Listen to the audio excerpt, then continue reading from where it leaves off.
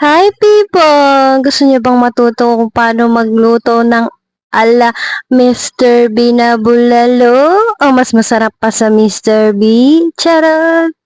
So, ayun na nga, nagluto nga tayo ng ating special homemade bulalo. Kaya naman, kung gusto nyong matuto at malaman kung paano ko nga ba niluto ito, tara samahan niyo ako at panoorin niyo ang video na to hanggang dulo.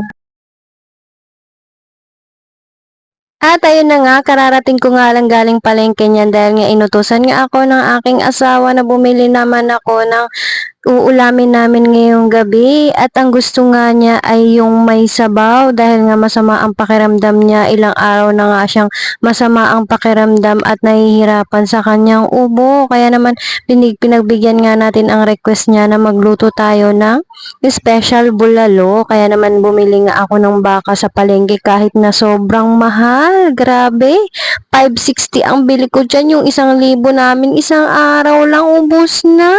Hindi nga isang araw lang, isang ulaman lang. Grabe na talaga ang Pilipinas. Pamahal ng pamahal. Diyos ko. At ayun na nga, pagkatapos ko nga hugasan ng ating baka dyan, ay hiniwa-hiwa ko na nga itong ating sibuyas at ang ating bawang. Hindi ko nga alam na nahiwa pala yung kamay ko dyan, pero hindi ko alam kung saan nga ba nahiwa yung kamay ko. Kung sa bawang ba o yung sa sibuyas. Pero anyway, okay lang yan, maliit na bagay lang. So, ayun na nga. Pagkatapos ko nga hiwa-hiwain ang sibuyas at bawang dyan, ay naganda na nga ako nitong ating pressure cooker dahil nga dito nga natin siya kaya naman pinainit na natin yan at nilagyan nga natin ng mantika at iginisa na nga natin itong bawang at sibuyas. Saka ko naman inilagay dyan ang ating baka at nilagyan na nga natin yan ng tubig at pagkatapos nga niya ay nilagyan ko nga din yan ng asin, paminta, at betchin para nga lumambot ang ating baka at i-pressure cooker nga lang natin yan sa 5 minutes. Kaya naman bumalik ako sa ating munting kusina at hinanda ko nga tong mga gulay natin at sobrang namamahalan nga ako dito sa Pechay Baguio kaya naman hindi nga natin sasayangin yan at isasama nga natin lahat yan. Yung pinakapuweta lang ang tatanggalin natin dyan at isasama na nga natin lahat yan dahil nga ang mahal-mahal ng kilo niyan. At pagkatapos ko nga hugasan isa-isa yan at sinet aside lang natin yan. Nabubulol-bulol na nga ako dito. Hay, ano ba yan? At isinunod na nga natin itong ating pechay bag. Bagyo beans dahil nga pare sila may bagyo. Ano ba yan? Kaya naman yan nga. Tinanggal-tanggal ko na nga dyan yung buntot niyan dahil nga meron pa nga yan parang sinulit dyan. Sinulit? So, ayun na nga. Pagkatapos ko nga tanggal-tanggalin ay hiniwa ko nga lang yan sa dalawa ng ganito dahil nga sobrang haba para naman hindi mahirap kainin mamaya. So, nung pagkatapos ko na nga mahiwa-hiwa yan ay hinugasan ko na nga din yan at agad ko namang isinunod ang ating isang pirasong mais. Kaya naman isang piraso lang din yan dahil nga mahal din ang mais ngayon. Ano ba yan? Lahat na lang mahal. At hinugasan ko na nga yan at isinet aside ko lang yan. At pagkatapos nga yan ay nilagay ko nga muna yan sa mesa at nilinis ko nga muna itong ating munting lababo para naman mamaya ay konti na lang ang aking huhuga. Kaya naman maya-maya nga lang ay tumunog na ang aking timer at ayan na nga, ipinatay ko na nga yan at binalikan ko na nga yung pinapakuluan ko. At tignan nyo naman kung sumisingaw-singaw na nga siya dyan at nilagyan ko nga ng sandok.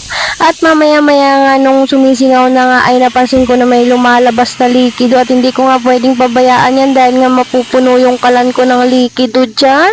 Kaya naman nadali-dali ko siyang inilipat dito sa tabi ng gripo at doon ko na nga lang siya pinasingaw para naman kahit na magtapon siya ng likido ay okay lang, bubuhusan na lang ng tubig.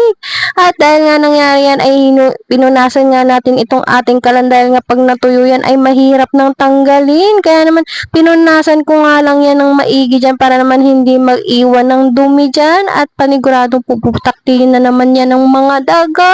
Oh my God! Kaya naman nung matapos ko na hugasan yan, matapos ko na punasan yan ay naganda na nga ako dito ng isang malaking kaserola at pinainit ko nga lang yan at nung mainit na siya ay nilagyan ko nga siya ng mantika at magigisa nga ulit tayo dyan ng bawang at sibuyas na natira natin kanina. So ayun na nga, kayo din ba pag nagluluto kayo ng bulalo ay nagigisa din ba kayo ng bawang at sibuyas? Ako kasi nagigisa talaga ako. Kaya naman nung magisa ko na nga yan at nag-brown na siya at saka ako naman nilagay yung pinakuluan natin kaninang baka. Ayan na nga. So, hindi pa nga siya masyadong malambot dahil nga baka yan, matagal talagang pakuluan yan dahil nga baka siya, hindi kagaya ng baboy. Kaya naman papakuluan pa nga ulit natin yan at lalagyan nga natin ng maraming tubig dahil nga bulalo ito. At dahil nga bulalo itong niluluto natin, kailangan natin ng maraming sabaw dyan para naman todo higop ang aking asawa mamaya. So, ayun na nga, nang malagyan na nga natin ang tamang tubig na kailangan natin dyan, ay maglalagay na nga tayo ng pampalasa ng beef cubes. Naglagay din ako dyan ng crack na paminta. At maglalagay din tayo dyan ng asin. So, yung asin natin, iodized salt yan. Kayo nang bahala kung gaano karaming ilalagay nyo. At maglalagay nga din tayo dyan ng betchin para naman lumambot ang ating baka dahil nga kailangan pa nga natin siyang pakuluan dahil nga hindi pa siya masyadong malambot. Hindi ko nga siya masyadong pinalambot dahil nga ayaw din naman ng asawa ko ng durog na. At pagkatapos nga yan ay babalikan na nga natin after ilang minuto nga ay kumukulo na siya at chinek ko nga yung karne niyan ay hindi pa rin siya malambot. Kaya naman nung hindi pa siya malambot ay nilagyan ko ulit yan ng mga pampalasa at nilagyan ko pa rin yan ng betchin dahil nga yung betchin natin ay yun nga yung magpapalambot sa ating karne. Kaya ito naman trivia, ang betchin talaga ay nagpapalambot talaga ng mga karne yan. Kaya kung magpapakulo kayo ng karne, lalo na pag baka, lagyan nyo ng betchin para naman madaling kumulo at hindi na maubos yung gas nyo. At ayun na nga, naglagay na nga ako ng magic sarap, asin at saka betchin dyan at tinalo-halo ko nga lang din yan. At tatakpan ulit natin yan at babalikan natin yan after 5 minutes. Kaya naman, tara, balikan na nga natin mamaya yan. At after 5 minutes nga, eto na siya, umukulo na siya.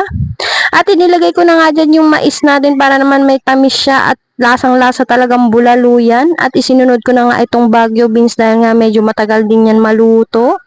At tinikman ko na nga yung lasa niya ay lasang-lasa na nga siya at okay na siya sa panlasa ko. Kaya naman tinakpan ko na nga lang ulit yan at babalikan nga din natin yan. At after ilang minuto nga ay binalikan ko na nga yan dyan at hinalo-halo ko nga lang at chinek ko nga kung malambot na yung karne. At tinikman ko rin kung tamang-tama na ba yung lasa. At ayun na nga, mas masarap pa sa Mr. B Bulalo. Charis! So ayun na nga, nilagay na nga natin yung Pechay Baguio dahil nga sobrang dami nito. Kailangan nga nating ilagay yan lahat yan dyan at medyo matitigas yung ibang part niya kasi nga wala tayong tinapon dyan. Lahat talaga nilagay ko dahil nga sobrang mahal talaga ng Pechay Baguio na yan. At ayun na nga, nung mailagay na nga natin yan ay tatakpan lang din natin yan at pakukuluan din nga natin yan sa mahinang apoy ng 10 minutes para nga lutong-luto yung gulay at hindi naman siya matigas. So after 10 minutes nga ay binalikan ko na nga yan at tingnan nyo naman kung gaano kaganda at kung gaano kasarap ang ating bulalo at perfect na nga to ngayon na panghigop na sabaw lalo na kapag may masamang pakiramdam. Kaya naman perfect na perfect to sa aking asawa. At ayun na nga, at na-achieve ko nga yung lasa ng bulalo sa Mr. B pero mas masarap pa sa Mr. B. Charot lang. So ayun na nga, badadako na nga tayo sa plating ng ating bulalo at excited na nga akong matikman to. Kaya naman kung nakaabot ka sa video na to ay i-comment mo na sa baba kung taga saan ka para malaman ko kung saan na nakarating ang video na ito. At kung hindi ka pa nakapollow sa aking Facebook account ay i-follow mo na para naman updated ka sa mga video na i-upload ko. Kaya naman nag-plating na nga tayo. At ito na nga ang ating special homemade bulalo na mas masarap pa sa restaurant. Choice! So, ayun na nga, ito na nga ang ating special bulalo at excited na nga ako na matikman natin ang ating bulalo. Kaya nga, tagal-tagal ko na nga nag-grade nito, kaya naman salamat sa panonood at kung napanood nito hanggang dulo ay gayahin nyo na at hindi kayo magsisisi na masarap talaga. So, ayun na nga, dadako na nga tayo sa ating sa ating favorite part na tikiman time. Sayang na nga yung anak ko din, pinagsando ko na nga din siya dyan at gusto ko lang nga talaga niya yung sabaw. Kaya naman sinasarapan ko lang talaga yung sabaw dyan para naman makakain din pati mga anak ko. Kaya naman naglagay na nga ako dyan sa aking kanin ng laman, gulay. At perfect din yan, partnera ng patis na may kalamansi. Kaya naman, itry nyo na. So, ayun na nga, nung matikman ko na nga yan, ay satisfy naman ako sa naging lasa at sobrang sarap talaga niya. Lalo na pag may partner na patis at kalamansi. Ayan. So, perfect talaga siya, lalo na kapag tag-ulan. So, perfect na perfect talaga itong ating bulalo.